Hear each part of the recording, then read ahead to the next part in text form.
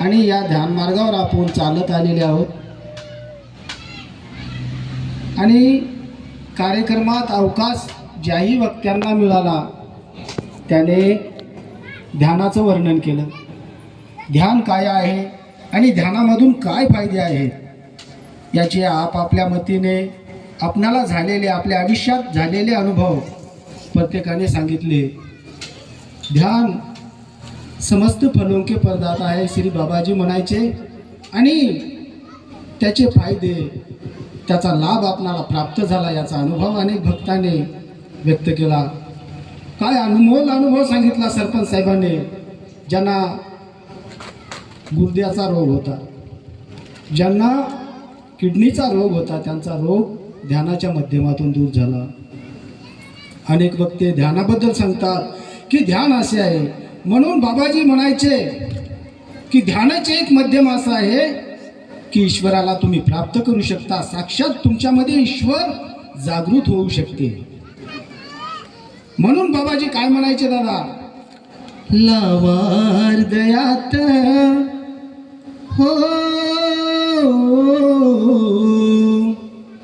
लावा हृदयात शोमनामाची आजोत. बाबा भक्ताला सांगितो आहे ईश्वर सर्वात. प्रत्यक्षात ते ईश्वर आपल्यामध्ये जागृत होतो तेव्हा आमच्यातले सडविकार दूर होतात, तेव्हा आमच्यातले रोगराई सर्व नष्ट होतो. म्हणून बाबाजी म्हणायचे मन करारे प्रसन्न सर्व सिद्धीचे कारण. ध्यानाच्या माध्यमातून तुम्ही आपल्यात असणारा आपल्यात नांदणारा ईश्वराला जागृत करा.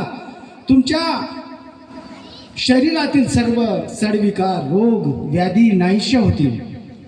म्हणून बाबाजी म्हणायचे माझा फुलराया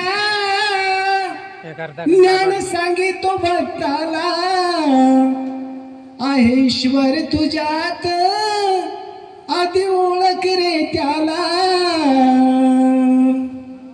करा ओळख त्या ईश्वराची हो. पूर्वी संत सांगतात चराचर जळी थळी काष्टी पासानी भरून उरलेला ईश्वर आहे, पण त्याची प्राप्ती करण्यासाठी हा नरदेह अनमोल आहे. या नरदेहामध्ये आपण ईश्वराची प्राप्ती करू शकतो, ईश्वराला ओळखू शकतो. म्हणून बाबाजी म्हणायचे माझा फुलराया ज्ञान सांगितो भक्ताला आहे ईश्वर तुझ्यात आधी ओळख रे त्याला. करा ओळख त्या ईश्वराची याच मानव जीवनात. बाबा भक्ताला सांगितो आहे ईश्वर सर्वात. अनेक भक्त्याने आपापले अनुभव सांगितले की बाबा माझी व्याधी नाहीशी झाली, माझा रोग नाहीसा झाला. असं हे ध्यान अमर आहे, अखंड आहे आणि एवढं फलदायक आहे, एवढं सुखमय आहे. तर दादा उगेच नसून तो साक्षात जीवन संजीवनी आहे. आताच आपणाला अनेक वक्त्याने सांगितलं की बाबा ध्यानामधून अनेक अडचणी अडथळे दूर होतात. तर याचा लाभ आम्हाला मिळावं आणि या गोष्टीचा लाभ आम्हाला मिळून अनेकाला त्याचा लाभ प्राप्त व्हावं. जसे बाबाजी सांगायचे की देवभक्तीचा भुकेला, देवभावाचा भुकेला, भक्तीचा दुष्काळ त्याला. देवाला आपल्याकडून काही अपेक्षा राहत नाही, भगवंताला आपल्याकडून काहीच अपेक्षा नाही, बाबाजीला सुद्धा आपल्याकडून काहीच अपेक्षा नाही.